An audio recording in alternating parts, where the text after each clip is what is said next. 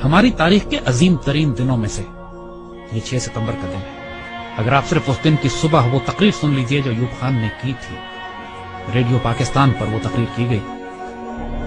کہ لا الہ الا اللہ کے ماننے والوں پر ہندوستان نے حملہ کر دیا، میرے قوم کے ہم وطنوں جنگ شروع ہو چکی ہے، اٹھو اور دشمن پر ٹوٹ پڑو۔ پاکستان کی پوری قوم نعرہ تکبیر لگاتی ہوئی سڑکوں پر نکل گئی تھی۔ ہندوستان نے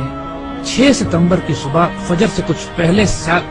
لاہور شہر پہ حملہ کیا اور ان کے جرنیل نے بڑک ماری تھی کہ ہم 11 بجے تک لاہور جمخانہ میں بیٹھ کر شراب پئیں گے اور بدماشی کی محفل سجائیں گے۔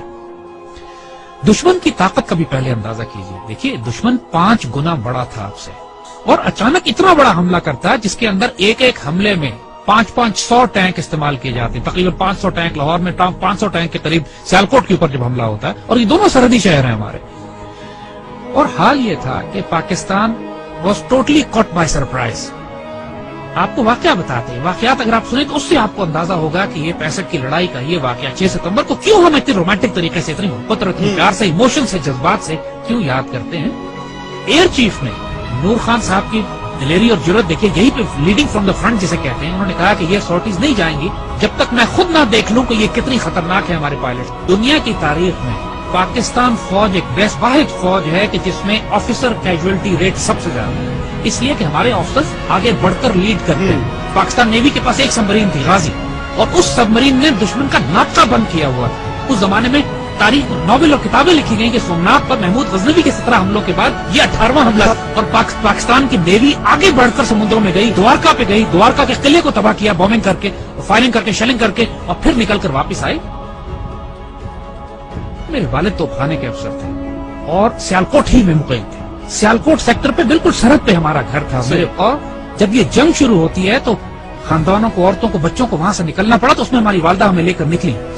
اور یہ وہ وقت تھا کہ جب ہمارے گھر کے آس پاس توپیں لگی ہوئی تھیں اور پاکستان کی فوج جوابی حملہ شروع کر رہی تھی سیالکوٹ سیکٹر پہ دشمن کے خلاف۔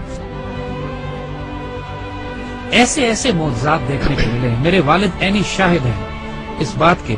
کہ ایک سیکٹر پر ہماری توپوں کی مدد کی ضرورت پڑی، ہماری پیادہ فوج کے مورچے تھے جن پر دشمن کے ٹینکوں کا دباؤ بہت شدید تھا، اور ہماری توپوں کی آخری حد سے بھی زیادہ 2-3 کلومیٹر آگے وہ دشمن کے ٹینکوں کے پوزیشنز تھی، اور جب مدد مانگی گئی تو حساب لگایا گیا کہ ہماری توپوں کے گولے دشمن تک نہیں پہنچ سکتے، اور صورتحال یہ تھی کہ اگر اس وقت مدد نہ دی جاتی اپنی فرنٹ لائن کو تو سیالکوٹ شہر کا ایک پورا سیٹ دشمن قبضہ کر لیتا۔ اللہ کے توکل پر یقین کریں، افسروں کی آنکھوں میں آنسو آ گئے، انہوں نے اللہ کے بھروسے پہ، اللہ کے آسرے پہ کر کے دشمن کی طرف توپوں کا منہ کر کے فائر کیا ہے، اور ناقابل یقین بات ہے کہ گولا تقریباً 2.5-3 منٹ لیتا ہے فائر ہونے کے بعد توپ کا اپنی منزل پہ پہنچتے ہوئے۔ 3 منٹ کے بعد وائرلیس پہ ہماری جو آگے ہمارے مورچے تھے وہاں سے نعرے تکبیر کی آوازیں آنے لگی کہ دشمن کے توپیں ٹھیک ٹینکوں کے بیچ میں گر رہے تھے، جو کہ ہماری توپ کی آخری حد سے بھی کئی کلومیٹر آگے تھا۔ نہ اس سے پہلے کبھی توپ نے اتنا دور فائر کیا، نہ اس کے بعد کبھی اتنا دور فائر کیا۔ اس موقع پر جب ضرورت تھی تو اللہ کی طرف سے تائید آئی۔ ہزاروں واقعات ایسے ہیں، یہ باتیں بزرگوں نے کتابوں میں بھی لکھی ہیں۔ آپ ممتاز مفتی کی کتابیں اٹھا کے دیکھ لیجئے، الگ نگری دیکھیے، تلاش دیکھیے، اخبار میں اس زمانے کے تمام واقعات یہ چھپے ہیں۔ جب 65 کی لڑائی شروع ہوئی، ممتاز مفتی اپنی کتابوں میں لکھتے ہیں کہ مسجد نبوی شریف میں اللہ کے بندوں نے حضور صلی اللہ علیہ وسلم کی زیارت فرمائی اور دیکھا کہ حضور جنگی لباس میں اصحاب بدر کے شہداء کے ساتھ پاکستان کے دفاع کے لیے تشریف لے جا رہے ہیں کہ پاکستان پہ حملہ ہوا ہے، ہم نے اس کا دفاع کرنا ہے۔ اور یہ باتیں ممتاز مفتی نے لکھی ہیں، کتابوں میں چھپی ہیں، اخباروں میں چھپی ہیں، یہ باتیں اپنی طرف سے ہم نہیں بنا رہے۔ یہ باتیں کہ دشمن کے طیاروں ان کو ذمہ داری دی گئی کہ راوی کے پل پہ بمباری کرنی، وہ پائلٹ پکڑا گیا۔ جب اس سے پوچھا گیا کہ پل تو تمہارے سامنے تھا، تم نے بمباری کیوں نہیں کی؟ کہتے ہمیں کہا گیا تھا وہاں ایک پل ہے، مجھے 6 پل نظر آ رہے تھے۔ یہ باتیں دشمن کے سپاہیوں نے کہی ہیں جن کو گرفتار کیا گیا کہ وہ اپنی گھوڑوں والی فوج کون تھی جو سفید لباس میں تھی اور جس کی تلواروں سے شعلے نکلتے تھے۔ یہ دشمن کے پائلٹس نے یہ باتیں کہی ہیں کہ ہم بم گراتے تھے، 35-40 کے قریب بم پنڈی پہ گرے، صرف 5 بم پھٹے، وہ بھی ویرانے میں،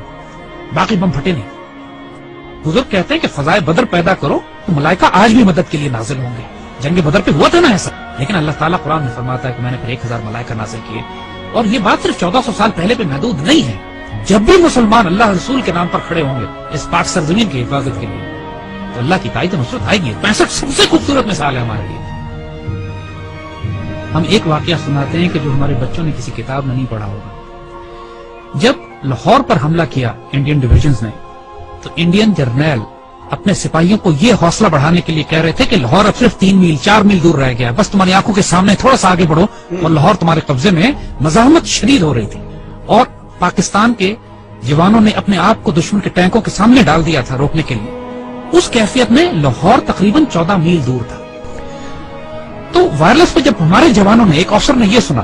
کہ دشمن کا جنرل اپنے سپاہیوں سے یہ کہہ رہا ہے کہ صرف 3 یا 4 میل دور لاہور رہ گیا، اور اس وقت لاہور 14 میل تھا۔ اس وقت اس افسر نے، ہمارا وہ زخمی افسر نے اپنے مورچے سے نکلا، سڑک کے کنارے جو کتبہ لگا ہوا تھا جس پر لکھا تھا لاہور 14 میل، اس پر اس کو کھڑا ہے وہاں سے، اور اس کو انڈیا کی طرف لے کر گیا ہے، آگے مزید 2 فرلانگ آگے، اور وہاں پر اس نے لگایا ہے اور اپنے خون سے اس پر نقطہ لگا کے 0.2 ایڈ کیا ہے اور لکھا ہے 14.2 بلڈی مائلز۔ 14.2 بلڈی مائلز کا لاہور، دشمن اس کو پار نہیں کر سکا۔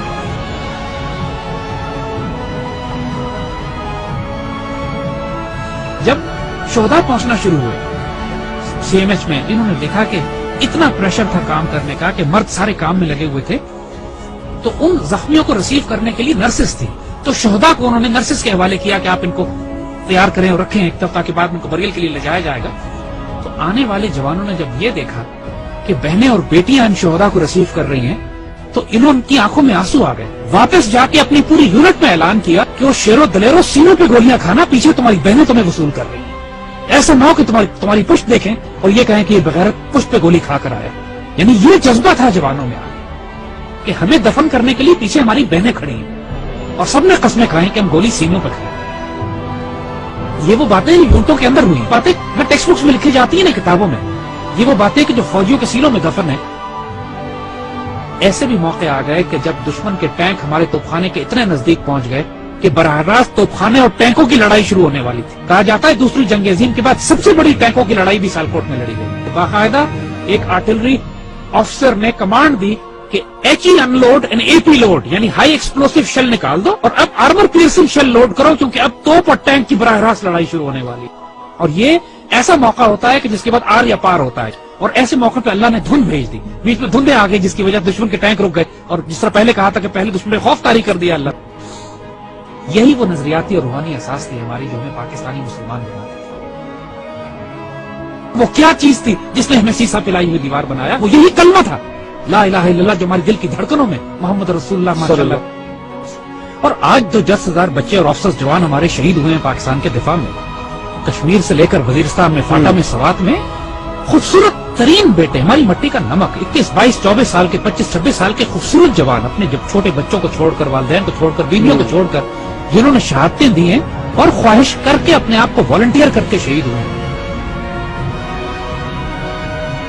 بہت بھاری قربانیوں کے بعد یہ پاکستان آپ کے حوالے کیا جائے، اس پرچم کو گرنے نہ دیں، اس پرچم پہ سب کچھ قربان کر دو، اس کی مٹی میں تمہارا خون شامل ہو گیا نا، 2 جہانوں میں خوش نصیب ہو جاؤ گے۔ اس مٹی کو چھوڑ کر چلے گئے، بد نصیب ہو جاؤ گے۔ جو اس پاکستان میں بستا ہے وہ سایہ خدائے ذوالجلال ہے کہ دیکھو اس پاکستان کو ہلکا نہ لینا، یہ اللہ کے رازوں میں سے ایک راز ہے،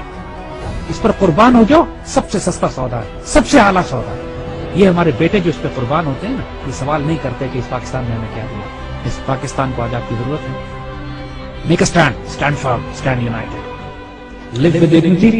and inshallah Allah will give you the opportunity to die with honor۔ لیکن اس کے لیے اب تیاری کرو، تیاری کا وقت ہے، آزمائش آنے والی ہے، لیکن انشاءاللہ العزیز ایسے بیٹے ہمارے پاس ہیں جو اس پاکستان کو خود کریں۔